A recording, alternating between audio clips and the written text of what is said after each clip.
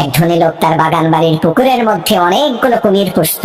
একদিন সেই ধনী লোকটি তার সেই বাগান বাড়ির মধ্যে বিশাল একটি পার্টির আয়োজন করলো। অনেক লোকজন সেই ধনী লোকটির আমন্ত্রণে সেই বাগান বাড়ির পার্টিতে এসে জনমের মতো ভালো মন্দ খেলো। এরপর সেই ধনী লোকটি মাইক দিয়ে ঘোষণা করলো, আপনাদের মধ্য থেকে কেউ যদি আমার এই কুমির বোঝাই করা পুকুরটি পাড়ি দিয়ে সাঁতরে এই পাশ থেকে ওই পাশে যেতে পারে, তাকে আমি 10 কোটি টাকা দেব, না হয় তার সাথে আমার একমাত্র সুন্দরী কন্যাকে বিয়ে দেব।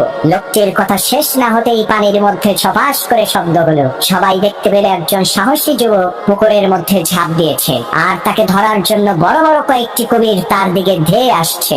এদিকে সেই যুবক ছেলেটি প্রাণে বাঁচার জন্য তার সমস্ত শক্তিকে একত্রিত করে ঊর্ধ্বশ্বাসে সামনের দিকে সাঁতরে যাচ্ছে। এক পর্যায়ে সেই ছেলেটি কোনো ক্রমে পুকুরটি পাড়ি দিয়ে পুকুরের ওই পারে যেয়ে উঠল।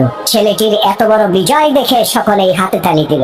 আর সেই ধনী ব্যক্তি সেই ছেলেটিকে জিজ্ঞেস করলো, বাবা তুমি কি 10 কোটি টাকা নিবা নাকি আমার মেয়েকে বিয়ে করবা? তখন সেই ছেলেটি বলল, আমি আপনার টাকাও চাই না, আপনার মেয়েকেও চাই না, আমি শুধু জানতে চাই কোন শালা আমাকে ধাক্কা দিয়ে এই পুকুরের মধ্যে ফেলে দিছে।